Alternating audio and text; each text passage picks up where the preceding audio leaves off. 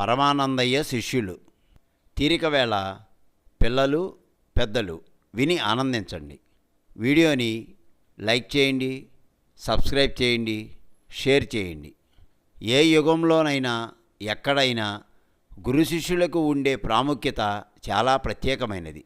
ఆ కాలానుగుణంగా ఉండే గురు శిష్యులను కాలక్రమేణా మర్చిపోతారు. కానీ పరమానందయ్య గారి శిష్యులను మాత్రం వారి కాలంలోనే కాదు, భవిష్యత్ తరాల యందు కూడా వారి గురించి మర్చిపోవడం జరగదు.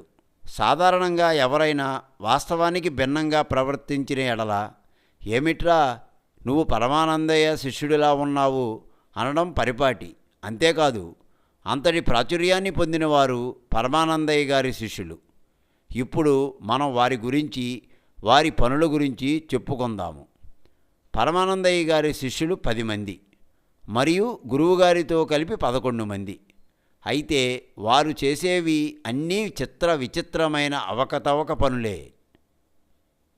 అయితే అవి మనకు నవ్వు పుట్టించుతాయి.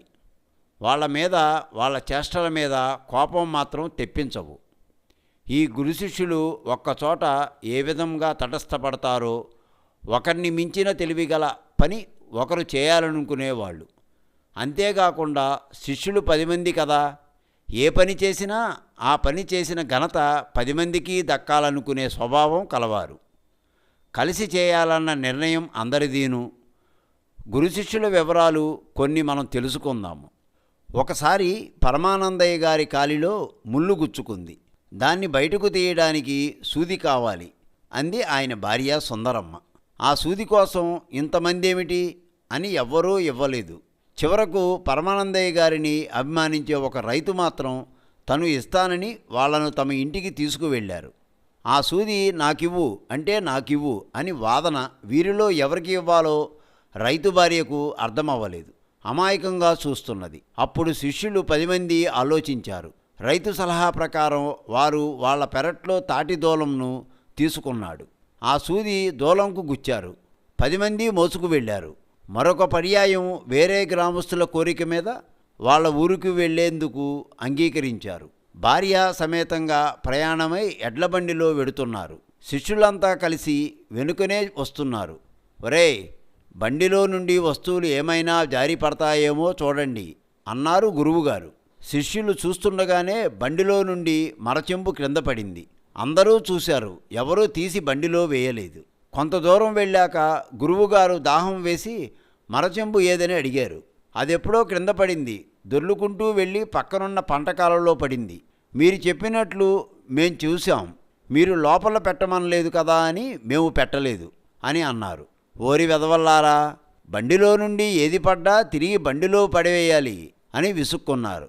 ఇక ముందైనా జాగ్రత్తగా ఉండండి అన్నారు బండిలో పడుకునే గురువుగారు. అది రాత్రి సమయం అవడంతో శిష్యులు బండి వెనక పదాలు పాడుకుంటూ నడుస్తున్నారు. కొంత దూరం వెళ్ళాక బండికి కట్టిన ఎడ్లు పేడకడిలేశాయి. శిష్యులు దాన్ని ఎత్తి బండిలోకి విసిరారు. ఆ సమయంలో ఆ పేడ గురువుకి, ఆయన భార్యకి ఒళ్ళంతా పడింది. తెల్లారి చూసుకుంటే వాళ్ళ మొహాలు పేడతో నిండి ఉన్నాయి.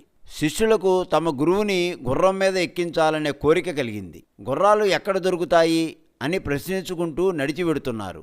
దారిలో ఒకచోట బూడిది గుమ్మడికాయ పాదు ఉన్నది. పాదు నిండా గుమ్మడికాయలు కాచి ఉన్నాయి.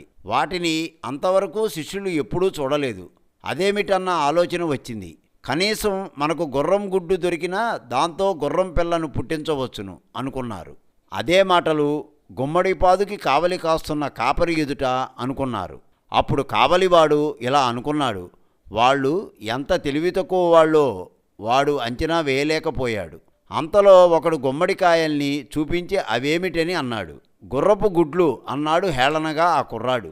శిష్యులు మొహాలు చూసుకున్నారు. వాళ్లకు కావలసింది దొరికిందని ఆనందించారు. ఆ కుర్రాడికి 4 రూపాయలు ఇచ్చి ఒక గుమ్మడికాయను కొన్నారు. గుర్రం గుడ్డు దొరికిందన్న సంతోషంతో ఆడుకుంటూ పాడుకుంటూ 10 మంది చేతులు మార్చి ఆ కాయని నెత్తిన పెట్టుకుని హుషారుగా వెడుతున్నారు. కొంత దూరం వెళ్ళాక కాయ ఎత్తుకున్న వాడి కాలికి ఎదురు దెబ్బ తగిలింది. వాడు బోర్లా పడ్డాడు. కాయ కూడా క్రిందపడి దూరాన వెళ్ళిపడి పగిలిపోయింది. తునుకులు అయ్యింది. ఆ చప్పుడికి అక్కడనే పొదల చాటున ఉన్న కుందేలు వేగంగా పరిగెత్తిపోతున్నది. వాళ్ళు కుందేలుని ఎప్పుడూ చూడలేదు. గుడ్డు పగిలి గుర్రం పిల్లయి పరిగెడుతుందని దాన్ని పట్టుకునేందుకు 10 మంది పరిగెత్తారు దాని వెనక. ఎలాగైనా గురువుగారిని గుర్రం ఎక్కించాలని గుర్రం కోసం ప్రయత్నాలు ప్రారంభించారు.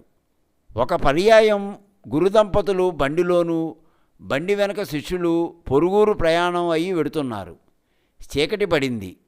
వెంట ఉన్న శిష్యులకి అనుమానం వచ్చింది. వాళ్ళు ఏటిపాయను దాటాలి.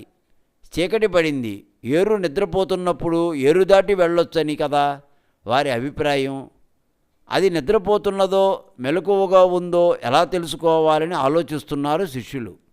ఒకడి మెదడులో ఆలోచన మెరిసింది. ఏరు నిద్రపోతున్నదో మెలకువగా ఉందో తను చెప్తానన్నాడు. ఆ వెంటనే పరిగెత్తి అవతలగా చాకలి బట్టలు ఉడికించే పొయ్యి కట్టెలు కాలుతూనే ఉన్నాయి. అందులో ఒక కట్టెను అందుకొని ఏటి దగ్గరకు పరిగెత్తాడు.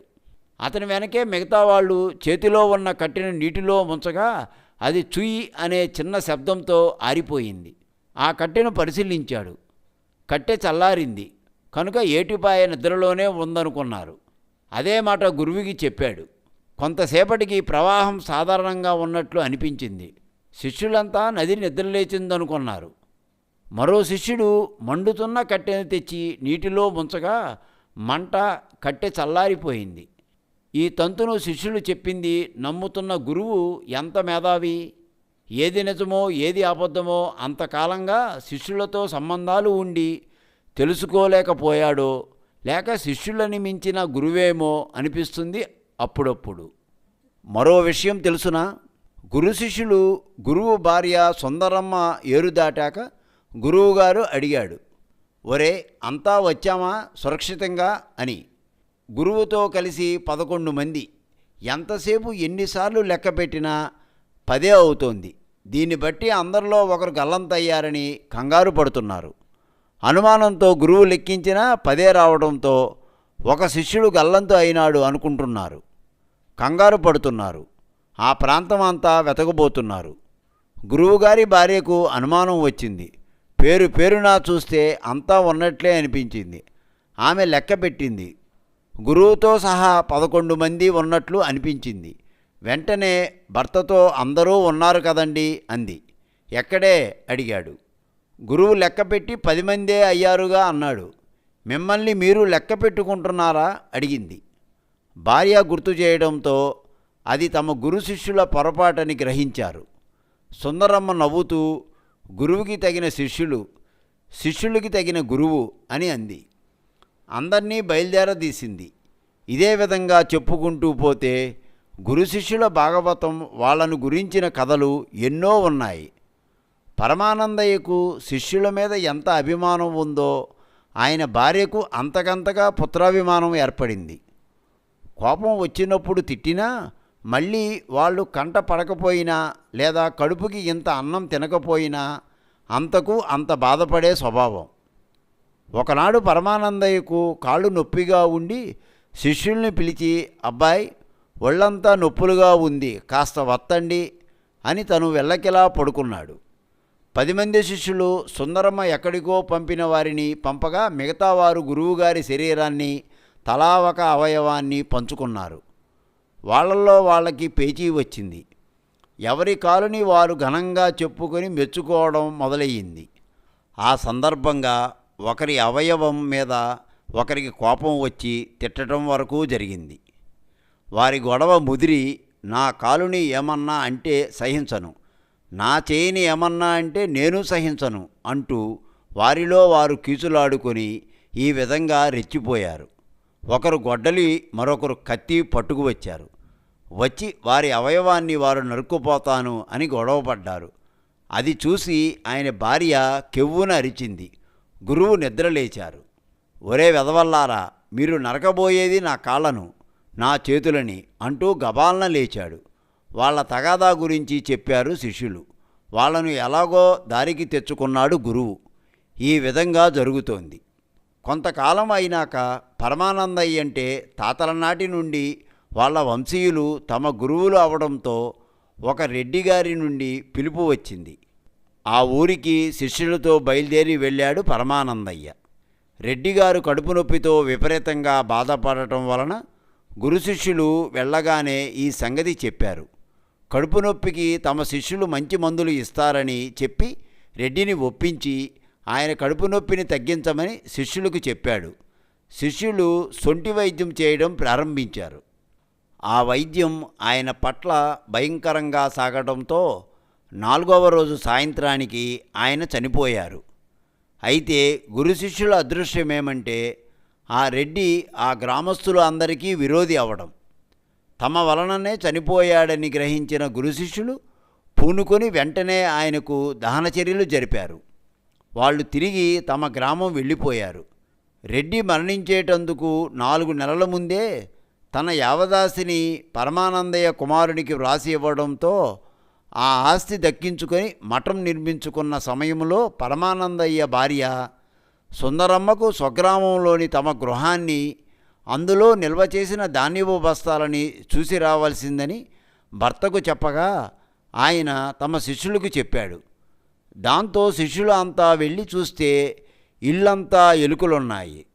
అది చూసి ఎలుకలని చంపాలని విశ్వ ప్రయత్నం చేసి విఫలమైనారు. దాంతో ఎండుగడ్డి తెచ్చి కన్నాలలో దోపారు. ఎలుకలు ఎటూ పోవన్న ఆలోచనతో ఆ గడ్డికి నిప్పు పెట్టారు. ఆ మంట రగిలి పెద్దదయ్యింది. పరమానందయ్య గారి ఇల్లు పూరిల్లు అవడంతో కప్పుకి నిప్పంటుకుంది. శిష్యులు ఎదురుగా నిలబడి చప్పట్లు చరుస్తూ మొదనష్టపు ఎలుకలు అన్నీ కాలి మాడి మసి అయిపోయినాయి అనుకుంటూ ఆనందంతో గెంతులు వేస్తూ చప్పట్లు చరుస్తున్నారు. ఆ ఊరే తగలబడిపోయేటట్లుందని గ్రామస్తులు శిష్యులను పట్టుకోబోతే భయపడి పారిపోయారు. ఈ విధమైన అవకతవక పనులు ఎన్నో చేస్తున్న శిష్యుల మీద అభిమానం చూపారు గురువుగారు, ఆయన భార్య కూడా. తర్వాత కొంతకాలానికి గురువుగారు మరణించారు. ఆయన అంత్యక్రియలు శిష్యులే జరిపారు. పరమానందయ్య భార్యను వాళ్లే పోషించాల్సి వచ్చింది. చూశారా, తెలియక చేసిన పనులైనా వారందరూ ఒకటిగానే ఉండి చివరి వరకు కలిసికట్టుగానే ఉన్నారు. ఇప్పటికీ ఎప్పటికీ కూడా పరమానందయ్య శిష్యులకి ఒక ప్రత్యేకమైన గుర్తింపు ఉంది. వారు చేసిన పనులు తెలివి తక్కువ పనులైనా కూడా జనుల మనసుల్లో చిరస్థాయిగా నిలిచిపోయారు. వీడియోని లైక్ చేయండి, సబ్స్క్రైబ్ చేయండి, షేర్ చేయండి.